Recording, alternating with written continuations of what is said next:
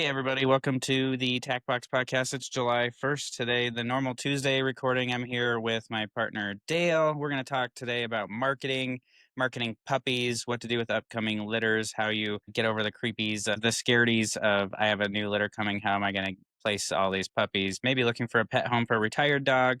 We're going to talk about all of that in the upcoming episode today. First, before we get into that, let's check in on how Dale's doing over here. How you doing, Dale? I'm good. I'm good. I don't think we're any hotter than you guys are. I think that, and I heard you had tornadoes. Yeah, we had tornadoes not close to my home. I mean, we had tornado warning on Saturday, and we're sitting at we're down at the Civic Center. We were doing a craft show this weekend, or the Comic Con was in town, and we had a booth there. So we were trying to sell some stuff, and it comes across the phones, and of course everybody starts freaking out, and Where wasn't it in the Civic Center? the show was the show was at the Civic I mean, Center. why not go stay there? That's as good a place as any for if you have a tornado. Yeah, it's probably the best place. I mean, you just climb in there and you're good to Yeah. go. But some of the, it looks like a lot of the open area in South Dakota got hit with tornadoes. And I thought about you because I was like, if Dale was sleeping down there, he would have just heard the siren and just kept on rolled over and went back to bed. Yeah. It's like, yeah, we don't get too worked up about that. That's, it's like, you know, the phone's going off. It's like, ah, damn, out we go. You Yeah, know, that's almost more annoying than anything when the phone's it is doing that annoying. loud screech.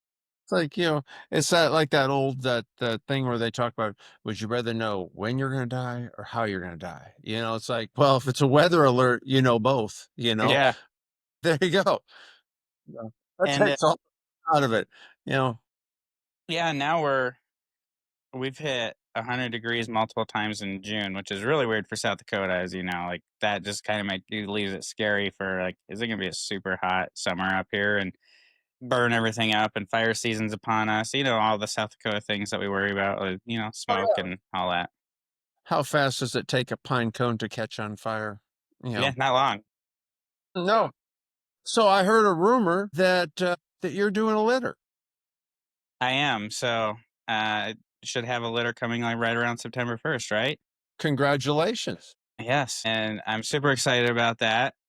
And that kind of prompted today's episode because I want to know what the hell is gonna what do I need to when you're sitting 6 months out from a litter and you're like, yeah, I'm gonna breed a litter this fall, I'm gonna have a litter, and I plan on trying to keep one. If there's a show quality puppy in there, I'm gonna keep that, and then I'm gonna place the rest of them. And then mom's 5 years old, so she's gonna be, probably need to be spayed and put in a pet home and enjoy the rest of her life. And so then when it's like, hey, the dog's pregnant, you got 63 days, then it starts to kind of hit you like, sweet, I'm And gonna have one, two, three, four puppies coming, yeah. yeah. And then So you got another bitch coming in heat, and about when the puppies are due. So it's like you can breed her. And it's like you're gonna be getting rid of one litter, popping out another litter. Like what's gonna happen? Like then it gets to, well, hopefully I can get some homes lined up for these dogs. So then that just kind of prompted today's episode of, you know, placing puppies, and how you even go about finding people to place puppies. I mean that, like in everything else in life, what you get out of that is what you put into it. If you go ahead and go into it with a plan, it's going to go great. You're going to have it going on, and you're going to kind of have an idea as to maybe what you would might be thinking you might want to keep. And then once you know what you have, then you have kind of an idea of like, well, like we're lucky because we have a markings breed. So you have that right off the top. It's like, well, do I want to keep this or do I not want to keep this? But, when we were talking about bringing new people into the sport, into the fancy, it's all levels, right? You have people that just maybe have had one or two litters in their whole lifetime. Someone else has litters every month. There's all levels of it, just depending as to what you want to put into it. There's a potential if you can make money to finance some of your kennel expense and showing of your dogs. That's all possible. All of that kind of goes into it if you're willing to do the work to start, because you can have the greatest dogs in the whole world, and if nobody knows, well, what good is that? Yeah, well, That's the thing, right? So you got to get it out there first of all. For me, like I don't think I'm scared of placing puppies. I think I'm gonna go out on a limb and say I think placing puppies is probably the easier side rather than placing a 5-year-old that needs pet home and to live great. And I know what you do, but as a newer person, how does one navigate that waters? Because for you, I've heard you say it multiple times before. Is like, well, I already have feelers out there because somebody bought baby Lila, and I throw it out there of, hey, Lila's mom's gonna be retiring in a year. Would you be interested? Something like that, and everybody wants mommy dog and things like that. But what about somebody that's newer to breeding and need a pet home? How do you like, let's talk pet homes for older dogs. Let's start this at the beginning, depending as to your breed. So if you have a toy breed where you're probably not even going to be looking to send puppies out until they are 10 to 12 weeks. In all reality, you don't have a big thing. If you had a litter of Labrador retrievers, you might be like going, we need to start, throwing feelers out onto that, try to have these lined up so that we can hit the ball, hit the ground running. And when they're 8 weeks old, they can be coming and picking them up, you know, and we've got a way bigger slush time being a toy dog breeder. It's like you've got a whole different thing there. On the downside, our puppies are more fragile, and it takes a little longer, to send them out than the lab puppy. But ultimately, you have whatever your breed is, you're going to start with okay, we've got this. So how are we gonna market it? How are we gonna let people know that we exist? And back in the old days, we had Dog World Magazine, Dog Fancy Magazine, things like that, where we could take out a business card ad and then people would write you a letter. That's all. No, no one's done that. No one's done that since the Paul Revere. I mean, now it's all online. And if you're going to be a serious breeder, you really need to have a website.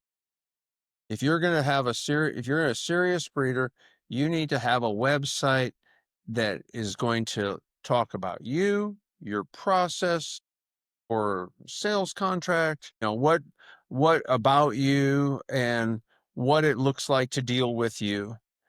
And then of course you're gonna have that's gonna be the first thing.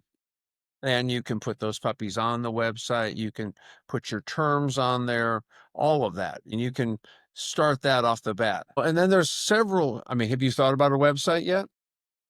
I have a website actually. Yeah, I need to have you kind of look at it and pick it apart. But I do have a website. I already have our current dogs on there, our bitches and our studs that we'll have. I have a section for puppies. I have an about us. I got a puppy contract. I got a lot of the foundation is laid out. So I'm excited about that. I put a lot of work into the website because I know in 2025, we've talked about this before, like rankings matter, SEO on websites matter. I mean, you type in Japanese chin in a Google search, you're probably going to come up with touche. That's just how SEO works. I mean, it's going to be on the first page. So, so anybody that, is in today's world, we've talked about our superintendent's AKC, like getting up into 2025, you got to have a website. I think that's just like you said, everything starts there, and then like have a website that looks like it was created in the last 15 years, not something from 1980. Because a lot of breeders' websites you go to, and it's like, did you create this when dial-up was around and not touch it ever since? Because it still Or looks the same.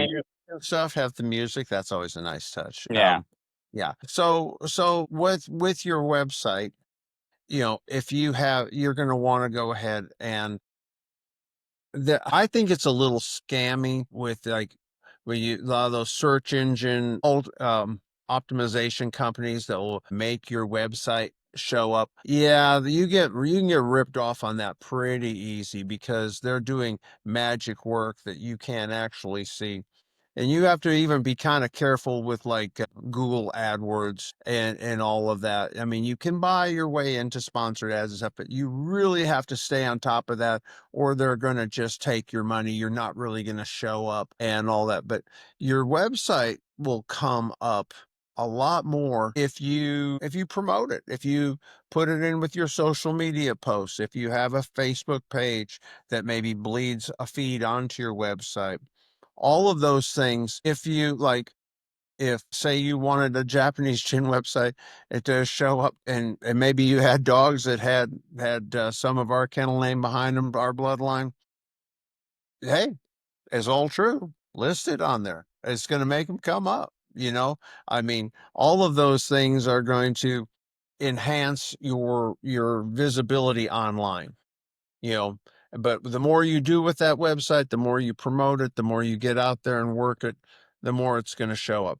But that's right off the top, because like another thing that's pretty popular is the American Kennel Club offers Marketplace, and Marketplace is kind of great for people who don't even have a website yet. In some cases, you can list some pictures in there, and you can put some of your about you in there and stuff. And I mean, and you can get some inquiries, off of Marketplace.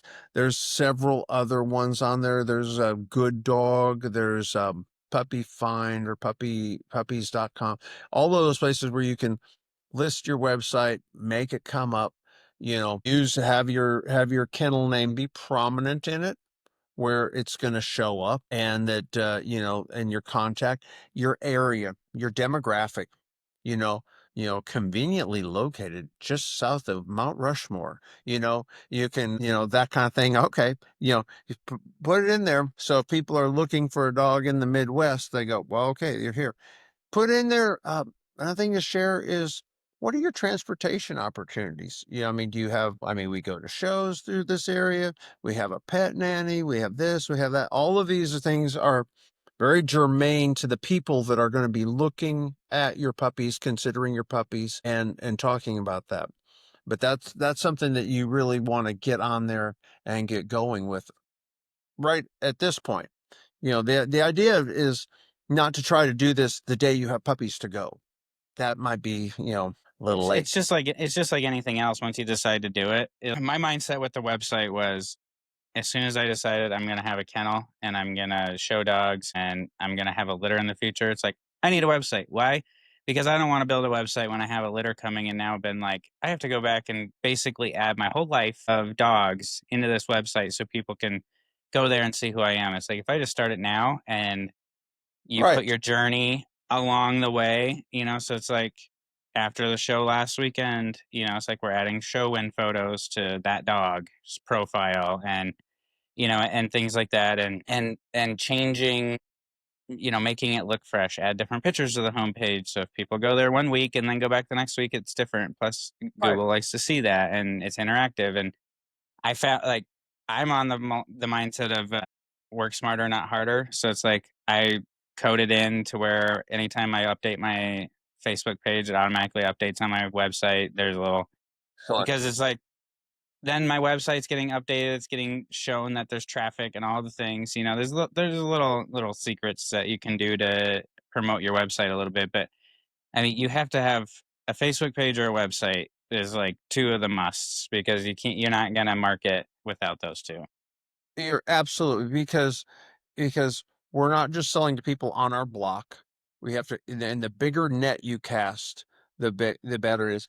You have to go ahead and I think your I think your contract is real important, and that should be right in there. And the contract really, what it comes down to, the contract should cover what you're going to do, not so much about what they're going to do, because that's not really that enforceable anyway. You know, but what you're going to do, the terms on which you're going to offer the dog, the terms on which they would have a remedy if something came up with, even down to if you're going to do MasterCard, Visa, Venmo, PayPal, whatever, all of that, and venue, if there happens to be a dispute that happens to go to court, venue is going to be, going to be established, because you're going to have it in your contract. all of those things because, when people get excited and they're talking and then they da da da da, and it's like, then later on they're like, oh, what did we agree to? It's like, yeah, have that done in advance. I take deposits on puppies. I think Do you have so on contracts, a couple thoughts. First, if you're having trouble coming up with a contract, find about 5 breeders' websites. Their contracts are always on there. Just look at them and copy them. Take what you want out of them and put it in your own and make your own contract. That's what I did. I mean, there's nothing copyright about a puppy contract. Like, go look what everybody else is doing and do it. So then my question with the contract then at that point would be, do you have so do you take deposits, and when you take deposits, do you do the contract signing at that point, or do the contract signing come when it's paid in full and they get the puppy? so. What I do is, I'll go ahead and I'll take a deposit, and my deposits are a third, usually the third of the purchase price of the puppy. That's what I take. And if somebody and I go ahead and I don't rush to take a deposit. They have to be like, I've never kept a deposit from somebody that if they didn't take a dog. But if anybody has any hesitation, like, are we gonna get that deposit back or da da da da, like, you don't sound like you're ready for a puppy. I mean, I like I say, I don't. They have to be really committed to the puppy because it's not fair to you or to someone else that's wanting to look at that puppy. If like, well, I'm just gonna throw a deposit down and then I'm gonna decide later. Well, deposits, usually, historically speaking, deposits are non-refundable. But, you know, it never ends well if you keep somebody's money that you don't end up having a sale well. I mean, it's just like it's negative, blah blah blah. So, but just try to weed it out before you take the deposit. The deposit should have the dog's microchip on it. I chip them right as I take deposits, that way there's like, a chain of a transfer. They sign the deposit and pay for it when they take the puppy, and that's when the deal is done. That's how I do it. So, like, if a pet nanny takes it for you, they have the contract, they're gonna sign it, their copy, your copy, along with the shots and all that stuff, all go at the one time, because that's when the deal has reached that part of being done. There's all sorts of stuff. When you go ahead and you wanna start having have a litter, you should just really think to do, especially if you don't have a long-standing clientele of people who are gonna be calling you Instagram, YouTube, videos of your puppies where you can start in building layers of interest in your dogs, and where they can, find out about that, and they can, because that's ultimately what's going to drive the interest, to finding yours. And those are also, you're going to get, if you have, I'm going to be placing adults such and such. I have a couple adults to retire, blah blah blah. You can, inquire, and I mean, some people are going to go, oh, yeah, you know what, we might want a puppy, but maybe we'll get an adult dog for grandma. She'll love it. I mean, however that goes, you can start doing dialogue. The other thing is, once you throw this out on the net, you gotta you gotta take care of it. You've got to respond to people. If they make an inquiry, even if it's stupid, you have to respond. Try not to respond back with, wow, that's a stupid question to ask, but that's not going to build a lot. But thanks for your inquiry, and I realize that you would like to get a dog 6 years from now. If I'm still alive and not incarcerated, I would be delighted to talk to you. I mean, yeah, okay, you're going to get that. You're going to get some of that, but you're also going to get some people who are sincere and interested now, and a lot of them are just really nice, normal, smart people, but they don't know how to navigate this. So they might say something like, how much are your dogs? And someone go, oh my God, they asked me how much. That was the first question. Well, in the real world, people generally do ask how much something is before they go in. It's like they don't go, well, let's go look at houses.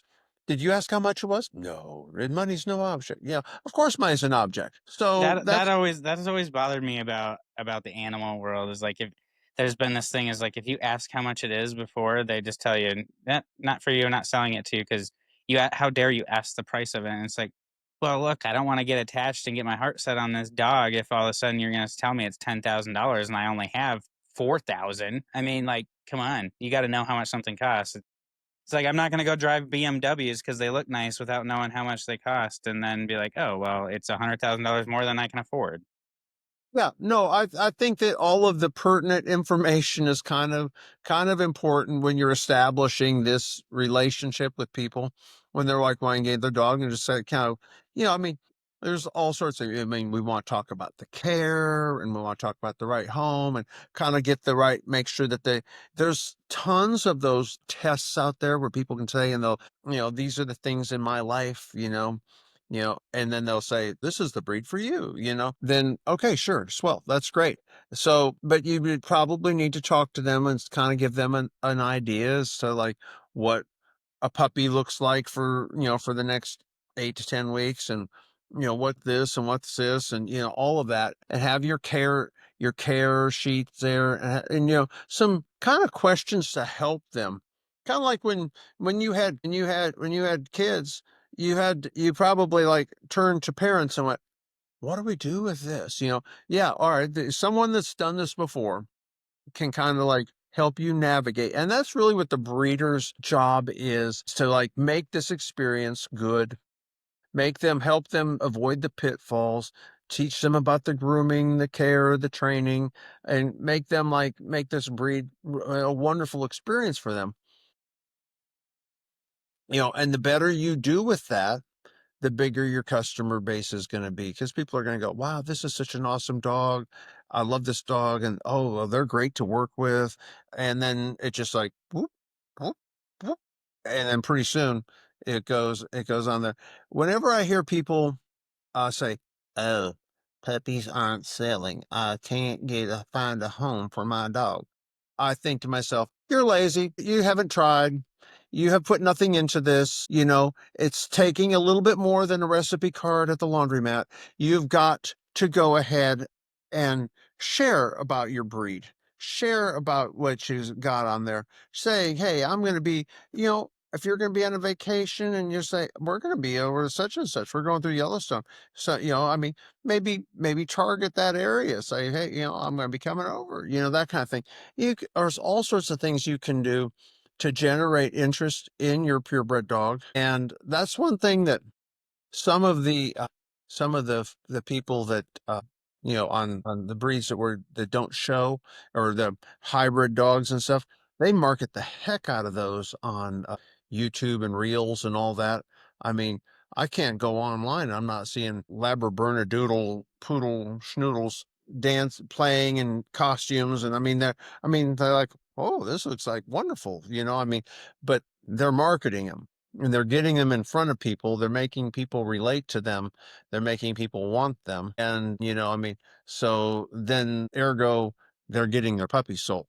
They're finding homes. They're getting inquiries. You're sorting through the people. And one another thing is when you have a club, like, so this week I had people like, oh, I want this color puppy. And I'm like, well, I have a friend who has one that color. Here's his number, and we can kind of refer around a little bit back and forth, all of that. So all of that groundwork, how you're going to do it, how you're going to build your online presence. Personal opinion, I don't put my physical address online. I don't think that's probably smart. I mean, answer inquiries, da da da da. If it goes further, well, then then they come to my house. I once, as far as just throwing it out there, no, I wouldn't. I wouldn't probably recommend doing that. Get a Google page. I've never, that like there's all of those different things you can do to get your site to come up and be high visibility. Yeah, there's a lot of different things, and there's a lot of different marketing, and I think if you're the person that Dale mocked a little bit, get up into 2025 a little bit. First of all, make sure you subscribe to the podcast because you never know what we're gonna say. Don't unsubscribe at this point. I've actually had comments that people love the dark humor. So I guess if you just happen to be one that we make fun of, you're welcome. There you go. be different, but there's a lot of restrictions because we talked about, back in the 80s even a little bit is like you'd make a phone call to the local journal and you'd be like, I need to place a classified ad. I got this litter of puppies, and you put it in the Sunday classifieds, and people would call you and you'd sell your puppies that way. And it's like, then we kind of transitioned to the internet, and you used to be able to have groups. There was for sale Uh-huh. groups, online. Well, that's Sure. not anymore. Facebook, that they don't allow like animal sales anymore. They've done away with that. So you have to be I clever. if I have some, I'll go ahead and I would, you and if you can put in there, you can put your puppies on there, and then if someone says, "Are they available?" You go, "Call me." Yeah, yeah, and there's clever ways to do it. You just have to be smarter than the AI, really. I mean, don't put puppies for sale. Show a No, picture of a puppy and people will say something. Yeah, get it. people are gonna be like, "Oh, that's a cute puppy." Well, it's available. Like, come on. And like, getting them registered and getting them on marketplace, getting them on there's like several there's like say there's several really good things on there, but you just want your site to come up in an organic search, and the more you're going to breed, the bigger that you need to put more effort you need to put in that, so that you do come up in an organic search, and that you have your process, your professional, like, if I take a deposit, then I go ahead and say, I'm going to send you photos every 2 weeks until the puppy leaves, da da da da da, this and that, and then do it. Then do it, and follow through with that. You, kind of have all of your, this is what we'll do, this is what we won't do, this is how this works. And so you have your little like set rules, and then you can kind of go from there. So as far as like when you start looking through and you go, well, do I need a male? Do I need a female? Do I want just the best show dog? Once you start figuring in there and you start looking at them, and and you might pick the wrong one, or maybe you will, but you just have, the more you look, that's the advantage of being a breeder, that you have, like when I was talking to one of my friends that said, oh, the judges, da da da. I'm like, the judges have 2.5 minutes. We have to mark the book, call you in, clean up because your dog had an accident in the ring, tell you that you had the wrong armband on, and all of this in the 2.5 minutes. The breeders, you have weeks. You can sit there and stare at these puppies, and you can analyze everything about, and you can start to see the temperaments that you want. You can start to see the type features that you want. You can see how that puppy is doing. And so a lot of times I would say that it somewhere along the point of offering the puppy to its new home, you should probably have a vet visit, a well puppy check type of thing. There's different vets have different things on that, where they can run a fecal on the litter. Like they usually would just do one of the puppies, run a fecal, and make sure that because if one has it, they're all, if the one of them had coccidia or giardia, they probably all do, or that type of thing. Have that like basic on there where they can check their hearts and their knees and kind of get a little, so you can speak authoritatively with that, and you have the documentation of that. This is all the stuff that you need to go on and do a CMA and figure out what the going price is for an equivalent quality dog of that color, breed, sex, registration status, so you can kind of know what yours are worth. You know, because I mean, how, ultimately they're worth what you can get for them, but you should know about what is a reasonable price for my puppy, and then be able to speak authoritatively about that, That's one because of that my favorite things when people like they ask you like, "What's it worth?" It's like, well, it's worth whatever somebody's gonna pay for it. That's what it's worth. I don't care what you think. It's worth what somebody's gonna give me the money for it. If that's $100, it's worth $100. If it's 10,000, it's 10,000. That's what it's worth. It's worth what I can get for it. Um, makes but I think you said something really important. Like, this isn't a New Year's resolution. This isn't a start it and then stop it 2 weeks later. When you put it out there and you plant the seed of I'm gonna have a litter of puppies, now you have to respond to people. You're not gonna sell them if you don't respond. So it's like planting a seed. You got to water it to watch it blossom into what it's actually going to be and bloom out. Like you gotta keep the effort going, and it's I see a lot of that with websites, and I keep going back to websites because people drop the ball on websites so often. And I can be included with that too. Like, it's a pain in the ass to go update your Yeah, website me all the too. time. Yeah, bad, yeah. But you really gotta keep your website up to date. When I first got into Japanese chin and I was looking for puppies even, it's like the dog breeding world is like everybody decided they were gonna create websites in 1990 when the internet first came out and then not ever do anything with them ever again. Because it's like you can go to websites and it's like available puppies, and you click it and you look at the pictures and it's like, oh, that puppy was from 2001. Like nobody updates anything anymore. So it's like you can, if you really put some effort into the website side of it, especially, and I'm sure there's some. No, I'm it talking Japanese chin. So if you're a golden retriever breeder that's listening to this and you update your website every day, I'm not like bashing you. Yeah, good on you. Great. I strive to be that way. But no, a it's lot of lo what I see is it's a hard old. part, but it's a good thing. Yeah, it's a lot of old, not updated stuff. And Well, I mean, that's like YouTube and all of the Instagram and all of that stuff. The mo and what does that cost you? Nothing. It's, no money. You can post that and generate interest. You can share, you can get interest in this, and then you can go from there.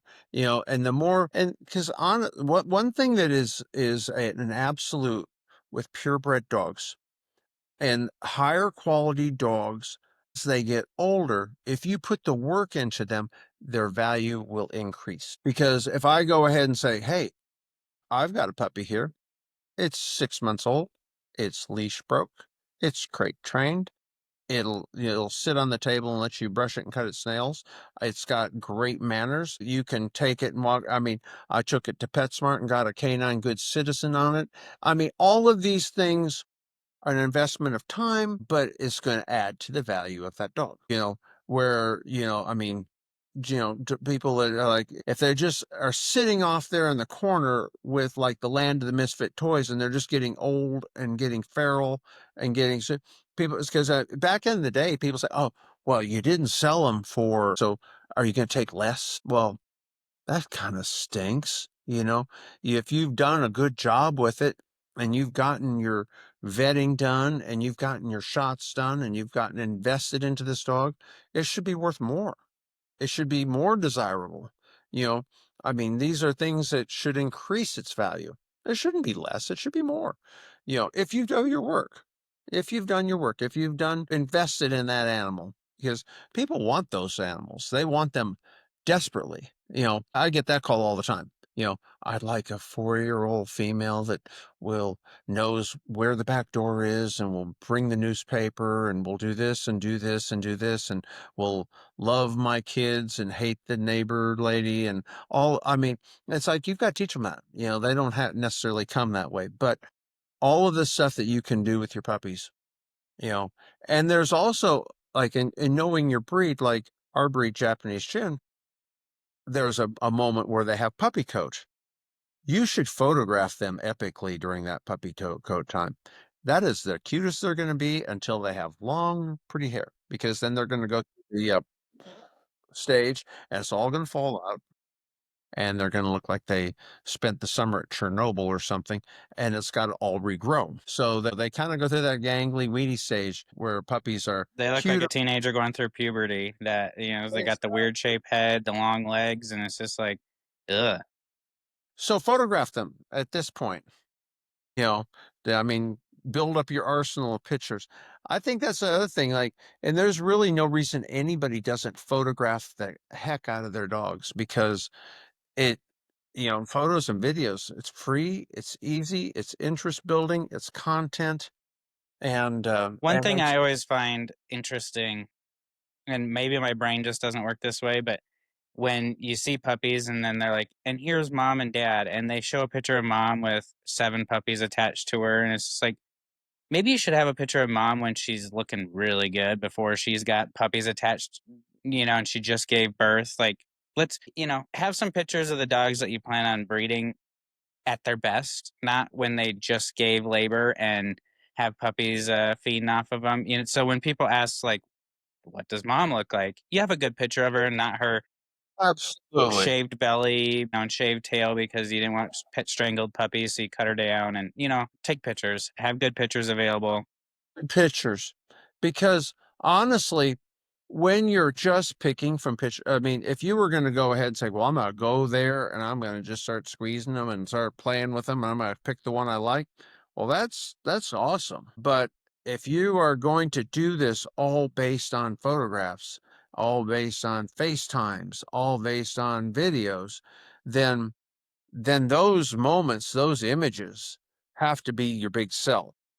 You know, that has to be, I mean, think of it as a personal ad. You will use your best picture for the best result.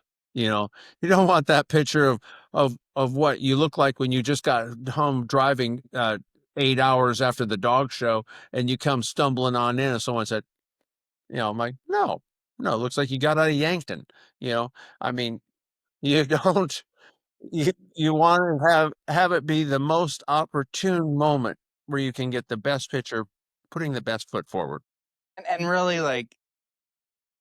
this is 2025. I say that over and over and over, but it's really not hard to take a picture nowadays. Like your camera on your phone, like if you have a phone created in the last 5 years, it's gonna take really nice pictures and it's gonna do it for you. And within two button presses, you can have it edited up with this nice filter that makes the colors pop and looks really good. And you would be surprised how many pictures you see that are they're blurry and it's like, were you driving when you took this picture at 50 miles an hour? He just leaned off of the recliner and just whistled at the dog and took a picture and didn't even have the lights on. You know, Bacon Park in Rapid, Oh Bacon yeah, Park. Okay. There was a Radio Shack in the corner, what used to yep. be the hospital there. Right next to the Radio Shack, there was a photo mat booth, which Okay. is about the size of a 500 dog crate. I worked there for a long time. And this summer, that was my summer job and after school job, taking in film over to Qualitone for processing. And taking a picture was a bigger deal. It was a lot of work to take pictures. And I mean, you might take a whole roll of pictures and get back and go, I don't like any of these. Now you have no reason. Retouching a picture involved a paintbrush. No, not now. There's apps called like Photo Room where you can go ahead, drop you like you're in some palatial palace or you got some gorgeous garden all around you. Yeah, there is no reason to have a bad picture. If you have a bad picture, it's just because you're lazy and you suck. Yeah. Just apply yourself a little bit. You can have a nice picture. It's not too much to ask. No, and you can superimpose peacocks in the pictures. You Oh, can do whatever you want in the pictures. You don't have to. You could live in a trailer park and put a nice background on a picture of a puppy. There's apps for that, and as long as you don't alter the actual puppy itself, you're showing what the dog looks like. And now, if you want to make a polar bear holding the puppy, I mean, you can do it. If you want it to be riding a peacock, you can do it. it's all there for you. But so I think photo, video, documentation as your litter as they progress, not only is it help you as a breeder where you can say, oh, I got those, I had that, because you might not remember 5, 6, 8 years from now what you had in that litter as far as like what were the heads like, were the eye shape, were they like long, short, have good tails, all that. Those pictures, you'll go back and look at them too. And that, I mean, those are important, as far as that keeping that dialogue and building your content, for your site and for your promotion. But so like depending as to, if you're selling puppy, you're trying to place a puppy as a companion, then, you know, depending on the breed, starting at 8 weeks on up, 8 to 14 weeks, you can kind of target your vaccines and your going home base. If you're thinking you might want to you have a show dog, or maybe you might go ahead and run a couple puppies out for show, and you might want to offer somebody else another puppy for show. The thing that you would want to have locked and loaded before you said someone could have a show dog or a breeding dog is, if it's a boy, does it have two? That's an important thing. Is your bite correct? Does that look like, I mean, you won't have teeth, but you can kind of see alignment Like, so if that looks off or whatever, what degree of patella strength do we have? Those are things that you can start to see that may make a potential show dog, or a performance dog or something like that. You can start seeing those things as you go along. The more criteria you have in a dog, the longer you should put off on selling it. If the criteria is beautiful, healthy pet for a lovely family, well, then you just have to be vaccinated, weaned, some basic crate potty training, and they can go at whatever age is breed appropriate. But if it's going to be a dog for more, then you need to invest more time into keeping it and be working with it. I mean, like the other day, you went down to the National and picked up your dog, and it was shown there, and you got to see him in the ring, all of that. That's because someone took the time to have that dog ready to go to the show. And that adds That was value. also not a, like if you're in the market for like, I want a show dog, but I don't need it to be an 8-week-old puppy. Everybody's got this mindset of like, I want this puppy at 8 weeks old so I can train it and do all the things. And it's like, that's a great thing. If you want to train the puppy, it's great to have it at 8 weeks old or 10 weeks old, whenever you can have it for breed specifics. But it's also nice when somebody else does the freaking work for you and you can get a year-old puppy that's already through the puppy stage, already blew their puppy coat, knows how to show in the show ring if that's what you're looking for. Like, that's fantastic too, And like you said, price was the same as a puppy. I mean, it didn't. That they liked you. That's why that was. I Yeah, mean, probably because it probably should have been more it should have been more. because there's a lot of work going into it, and that kind of leads in like segue into like how much have you seen over the years? As a new breeder, I'm going to ask this question for myself, but I think a lot of people will relate. And, ideally, I think for me, my goal would be I want to breed and raise or sell a best in show puppy. That's my ideal goal is I want to breed a Japanese chin that goes best in show, whether it's handled by me or somebody else. Like that's a Sure. huge goal of mine. So throughout that process and I'm sure every breeder has different goals and mindsets. Some people just are breeding to sell puppies to pet homes and take the cash and do what they want with it and all that stuff. I want to preserve breed a best in show, have some nice show dogs for other people to experience. That's my goal. So, and I saw a picture, I think it was with your Cavaliers where I'm just I'm going out on a limb and I'm just making assumptions based on a picture I saw. I believe when you sell a puppy, you give them a little baggie, like a goodie bag that has your kennel name on it and things like that. Either that or it was just in your picture. But how much do you see like that type of stuff matters when you get rid of a puppy that where you like, here's your little goodie bag with your puppy and it's got our kennel name on it. It's got a lead in there. It's got, if they drink out of a Lixit bottle, maybe you throw a Lixit bottle in there or like, how much does the goodie bags really affect everything?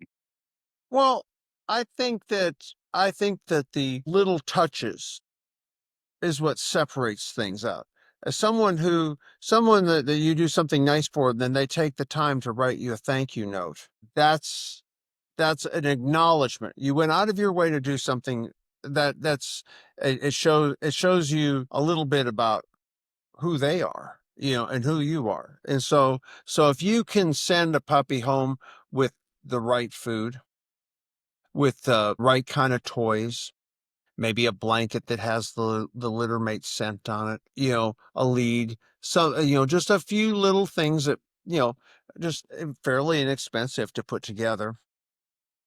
I think that shows you're making that first transition as easy, as effortless, as seamless as possible, and giving them that magic experience. Because when you think about it, when we're breeding and showing, we can lose a little bit of the wonder of because this family might not get another dog for 10 years, So, I mean, this is a big deal.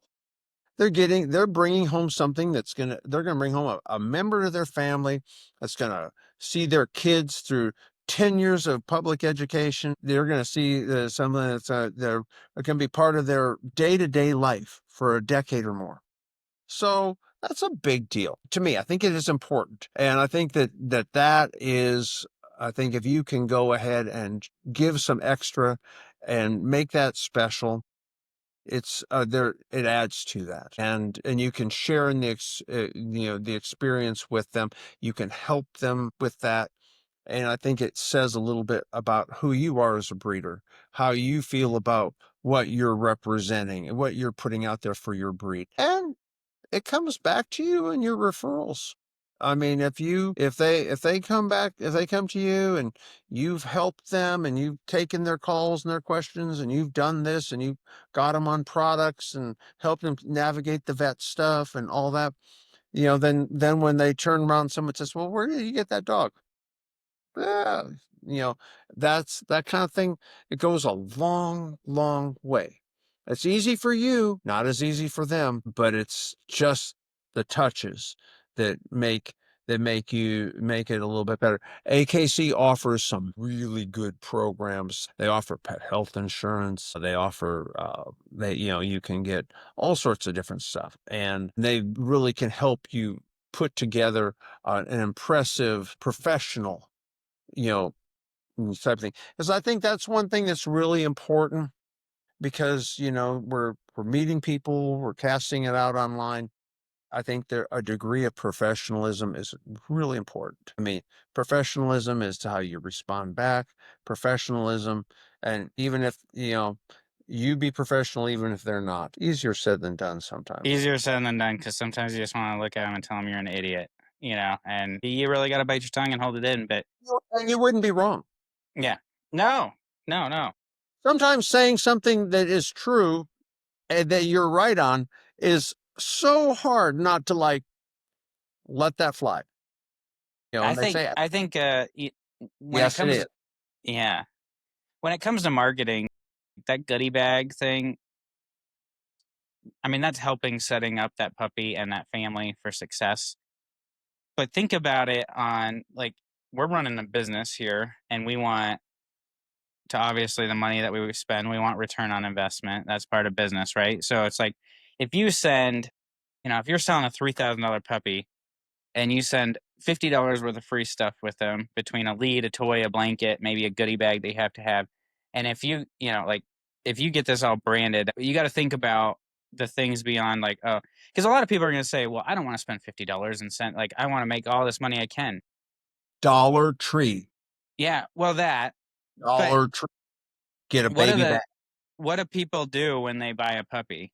They go take all the freaking pictures. They're going to show everybody. And if they're going with your kennel name stuff, you have a little goodie bag with your kennel name on it, and they're going to show their little friends, Susie, Sally, their new puppy, and it's got your kennel. They're, well, where'd you get this puppy? It's so cute. And they're going to take all the pictures in the world, with this puppy right away. It's going to be all branding for you. It's all going to be marketing for you. You can do something. I mean, you can go on a website and you can get little tote bags created probably for $1 a piece with your kennel name on them. You buy 100 and now you have them. I mean, it's all we've talked about marketing with like the dog shows and stuff, marketing your kennel and your brand. Like this is a brand at the end of the day, and you want your brand to be out there.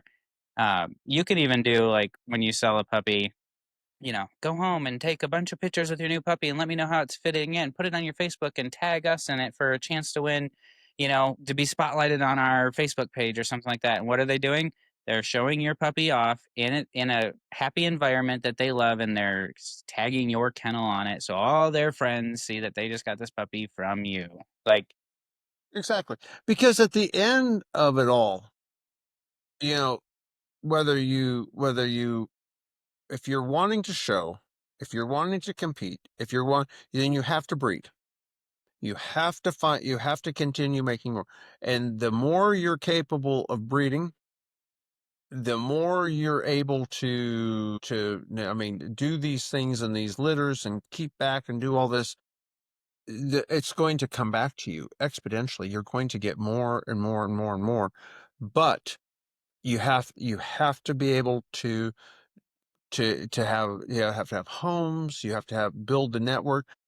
Even if you are a gazillionaire and a trust fund, which we're very happy for you that you have a trust fund, super happy.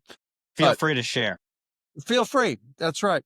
with your favorite podcast hosts. Exactly. Yeah, feed a starving podcast host. But if you still need homes for those puppies.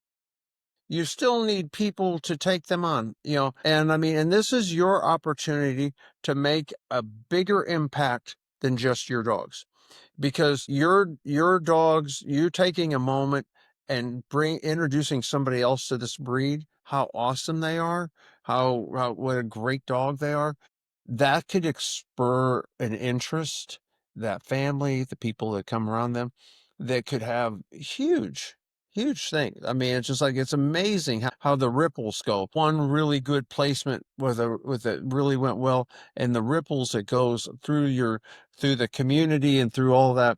It's kind of awesome. And if you're willing to do the work and raise the puppies, you're going to probably also make some money. I know that's terrible, but you will make some money.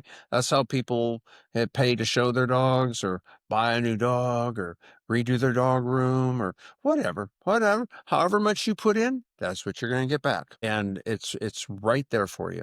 And that's why it's a, whether they're, you ever watch that Secretariat movie? The Penny Chenery and all that, when they fold out Secretariat and all of that. And I mean, that's a great breeder story about a breeder who's, she had Secretariat, and he won the Triple Crown, did all this stuff, forever changed horse raising, all that. You know, you may have the next Secretariat in your litter. You may have the next big thing.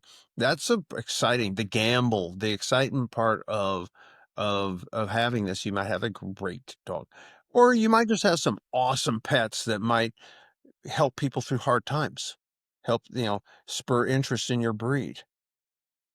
All of that equally cool.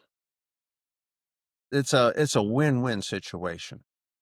I tell you've mentioned a couple times in this podcast, and it's like a motto that I live by, and I have for a while. Like, you get out what you put in, and it's so true. And I tell my daughter that all the time when especially in the show ring. It's like, you get out what you put in. You can tell the people that, and we've talked about this before. You can tell what people work with their dogs outside of the show and what people don't, just by being at a dog show and watching. And I tell her that all the time. Is like, you get out what you put in. If you're working with your dogs outside of the show ring, they're going to perform better inside the show ring. So you're gonna get out, and it's the same way pretty much with everything you do in life. You're gonna get out what you put in. But think about it on the puppy level. If you're selling puppies, we're just gonna say 12 weeks. You're selling 12-week-old puppies. You're a new breeder just starting, and these puppies have zero training, zero anything, and they go into their new home. Like, pretty bad experience probably for this person, because majority of people know what to expect at a 12-week-old puppy. Majority of people, we have idiots out there, but majority of people know what a 12-week-old puppy should or should not be doing. But if you're working with the puppies and you can get them, you start putting them on a lead at a young age and start working with them, and they're going home at 12 weeks and they know how to lead walk. They know some crate training, some pad training. Like, the experience is so much better, and you're going to get referrals. Yeah. I mean, even if you're just putting them on a table all the time and touching their feet, guess what? Show dog or not, this dog's got to have their feet touched. They're going to get their feet touched. They're going to get groomed. They need to know what a squirt bottle spraying their hair, what a brush feels like, what a comb feels like, what nail clippers are like. So the more you're stimulating them and getting them used to those sensory feelings, the better the experience is going to be for this owner that gets the dog. The better that, if Shirley Sue buys your dog, and say you have a toy breed, and this Shirley Sue's taking this dog to a groomer once a month to pamper it, and this dog just stands there like a champ the whole time because it was, I mean, you're spreading it through and through the breed. These groomers are now just like, this dog is fantastic. I love this dog. I love when it comes in. Everyone finds, or taking them for a car ride. I mean, so these dogs know what to expect, or that, it's, I mean, and you can kind of like, just those little extra things, like, oh, this dog has been in the car, has traveled. It's not going to just puke its guts out because it's, 4 months old, never been in the car. It's like you caught a feral cat. All of these things, just little things that you can do, building interest, putting time in, you know, being able to be more checked in. And that's what makes all the difference. That's really and one thing about being a breeder, the thing that I think that's pretty key, you're only as good as your last work. So your last puppy that you raise, that's as good as you are. I mean, because we were all great, when we were young. Are you still competitive now? Are you still doing the work now? Or are you just cashing? Sometimes I see people that were really good breeders and now maybe they're just kind of cashing in on reputation. They don't maybe aren't really bringing an A game, and But they still that's tell you the story of how they won a best in show 50 years ago or 20 years ago, and it's like, great, yeah. you raised a best in show dog 20 years ago. What have you done since? There you go.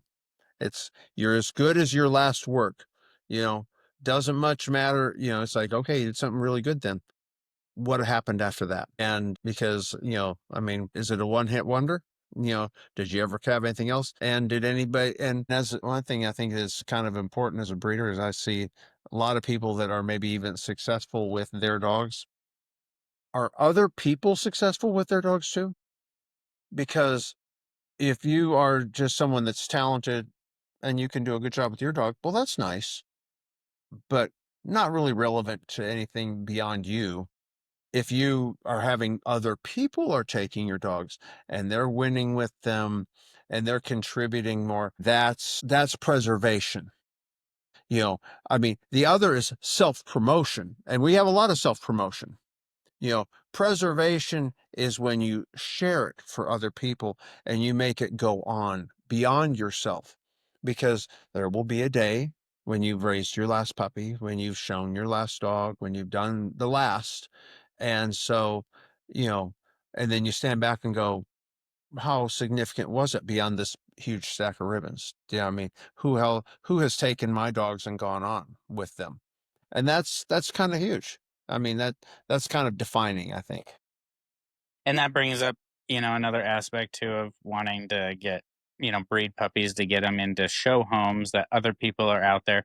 That's marketing as well, because if those other Yes. people are taking those dogs and they're winning with them, people look at catalogs, they look at the things, and it's like, oh, Absolutely. this dog, this was a touche dog, or a this dog, or a this dog, and it's like Absolutely. it's all marketing for you, and you got to figure out like, that's something that my brain ticks on a lot is like, how do I get other people that I mean, a show dog is only as good as how many times it can go to a show, really. I mean, you could have the best show dog in the world, but if it only shows once a year, is it really a great show dog? I don't know. Well, It's not at a show, so that's the perfect storm. That you have to have the dog, the owners, the plan in place of how they're going to get that dog shown and promoted, and what's the goal? Are we going to is championship, grand championship? Are we going for a ranking? What's the goal? How far are we going to, I mean, what do we need to get the right animal for the right thing? Or, and whether that can be for a performance dog or for a show dog, for a breeding dog, is this doing what you needed it to do? And that's the goal, and that's something experience will bring you.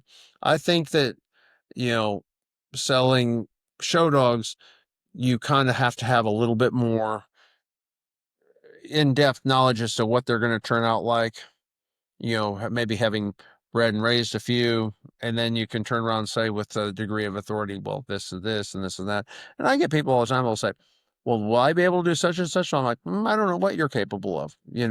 I mean, we could enter you in the Boston Marathon. How are you going to finish? I don't know. I haven't seen you. I haven't seen you, but put on some shoes. Let's see what you can do. And that's the same thing with the dog show. What can you do? I mean, can you finish dogs? Have you done that? How much have you done? It's all relative. And again, what getting back what you put in. and I mean, I think knowledge of pedigrees matters on that aspect too. There's an aspect of when you're raising a bitch up of like, well, what did her mom produce? What did her dad produce? Like, if they're producing, if mom's produced 4 litters and there's 2 champions out of each litter, you got a pretty good chance that this bitch is probably going to produce a decent show dog. Sure. But Absolutely. you got to kind of know pedigrees a little bit too. If you don't know anything about the pedigree, I don't know if it's going to produce a show dog or not, or if it's going to produce a bunch of clown face Japanese chin that is just kind of like bummer. Yep, Yeah. roll the dice. Yeah, well, I mean, that's one thing about being a breeder. You have no need to go into a casino anymore because there is an element of chance and you are rolling the dice. So you're taking your insider information and you're coupling it with experience and putting the work in, and then hopefully you'll hit big. And that's kind of, and you can, the more generations of your dogs, the more information you have. It's like every time you have bred and kept, you have like another piece to that overall puzzle of your goal, and you'll know more about where you're going with that, and what you're going to do, because it's more than just going out and buying something. Oh, you might go out and buy something, but you don't know what went into it to make it. And you don't really know what it is beyond that right there. So breeding wise, whatever. I mean, it could be a show dog. It might, you might not, you don't know, but that's the dogs you've raised, the dogs that you've got the family bloodline behind the dog, then you can say with confidence, well, you know, the percentages are this, is going to be this or this or that. I mean, you can still be fooled, but not as often. Not as often. After you've watched a few thousand puppies grow up, you kind of go, probably not going to happen. Or maybe, or definitely will. You have that insider information on that. So with when I guess to kind of wrap this episode up, we're at an hour or over an hour. Do you kind of Right. look at marketing puppies as like if you build it, they'll come type of situation of like you got to build a website, you got to build a following on Facebook, have your Facebook page, keep updating it, and if you are vigilant at keeping your website relevant and having information on there that people need, updating it. Same with your Facebook page, getting out into different breed types of groups, dog groups, and interacting. Like you build it, you're gonna get people that'll follow, and you take good pictures. You are posting about your puppies. Maybe when you have a bitch that is pregnant, and you're posting about due dates, and then you're kind of following the journey along via pictures and on social media. That buyers are just gonna come. Does that kind of sum it up? Absolutely. You throw the party, they're going to show up. You make it an event, you make it something special, you make it more than, they're going to want to be a part of it. Get with the people. If you go ahead and join clubs, join this, do that, do your online, do all of the stuff where you can throw it out there. Not one of them is just like one thing. It's it's layers of stuff, and just basically just do good stuff with your dogs, and people are going to want them, they're going to like them, you're going to send every litter of puppies that you place is that building the interest in your brand, in your dogs, in your vision for the breed. It'll happen, and every person is another opportunity to cast it out there and stuff. And again, you know, you got to invest in those people along with your dogs. And you gotta, I mean, you got everything you do is an opportunity to get to market, to get your like you really got to put your marketing cap on, and it's like good experience, bad experience. It's all marketing, it's all reputation, and the better that.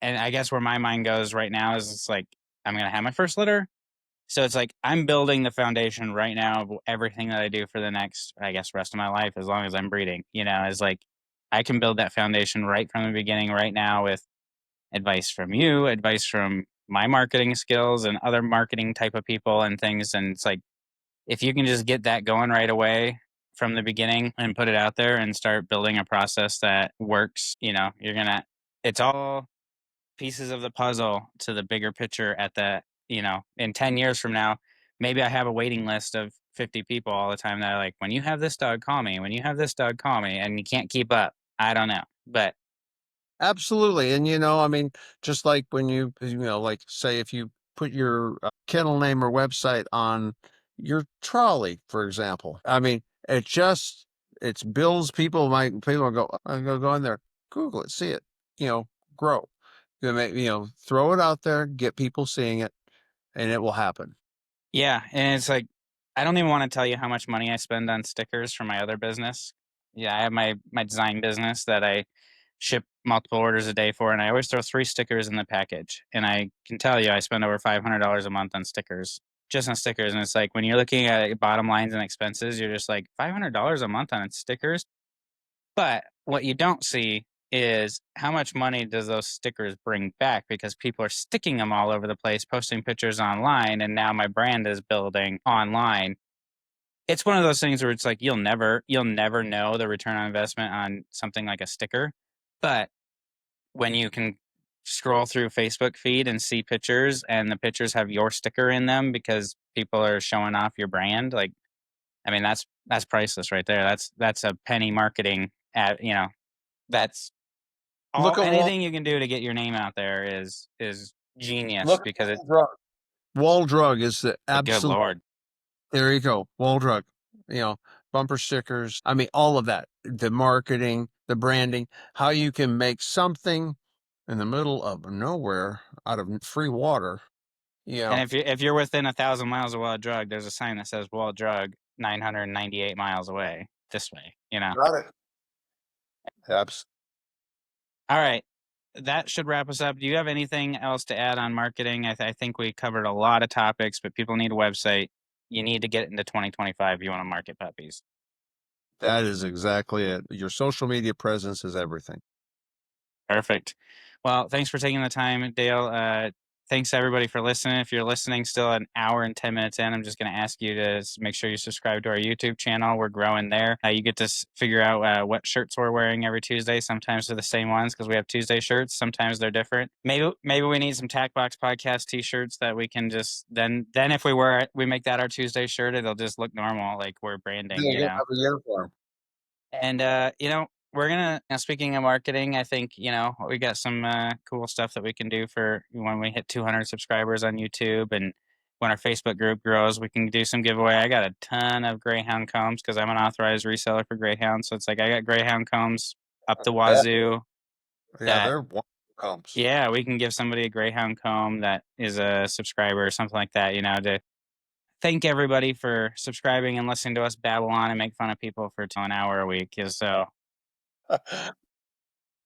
hey, All man. right. Well, I appreciate you joining me for an hour. We will chat with you guys all soon. Have a great day, everybody.